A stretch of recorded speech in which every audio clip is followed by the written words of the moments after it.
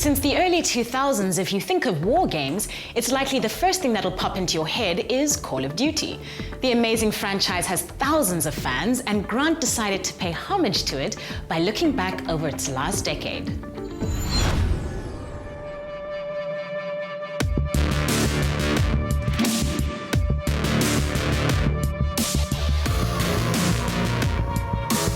The Call of Duty video game series, created by Ben Chachowski and published by Activision for the first time in 2003, has sold well over 100 million copies worldwide.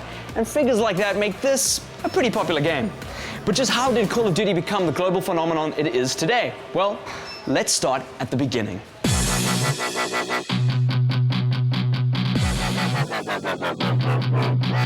The video game series made its debut back in October 2003.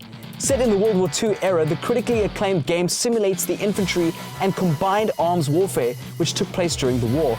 This was followed up in 2004 by an expansion pack which was titled Call of Duty United Defense, which followed both the American and British paratroopers as well as the Red Army.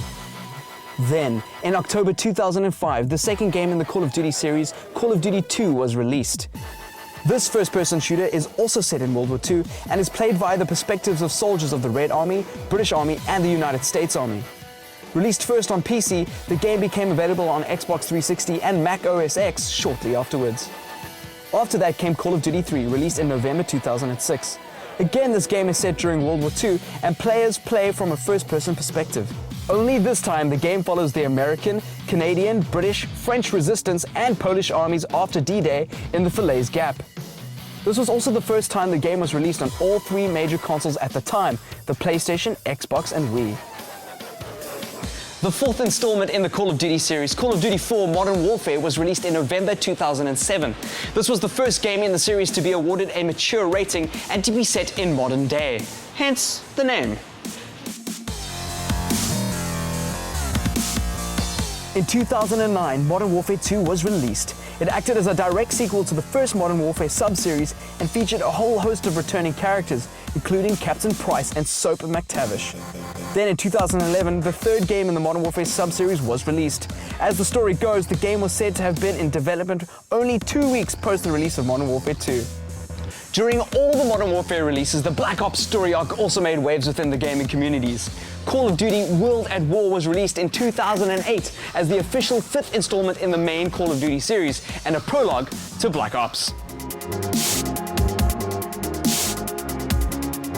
Unlike Modern Warfare, this sub-series returns to the familiar setting of World War II, specifically the Pacific Theater and Eastern Front of World War II. Come 2010, Call of Duty Black Ops was released as the first Call of Duty game to be set during the Cold War and Vietnam War. And on May 1st, 2012, Black Ops 2 was announced and was the first game in the series to feature both sci-fi weapons and settings. And finally, as many fans will already be aware, the next installment of the Call of Duty franchise, COD Ghosts, is scheduled for release in November of this year, 2013. This game will be the 10th game in the main Call of Duty series. And as we speak, the people who play Call of Duty multiplayer every day could fill up the 80 largest sports stadiums in the world. So it's safe to say that many people will be eagerly awaiting this date with some serious anticipation.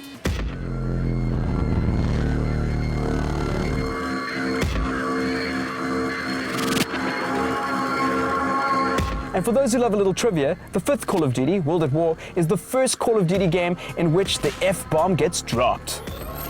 Call of Duty players have fired more virtual bullets than there are stars in the Milky Way. Frontman of AC/DC, Brian Johnson, voiced the British character Sergeant in Call of Duty Finest Hour. The character of Private Carlisle serves in the British 7th Armoured Division, the Desert Rats.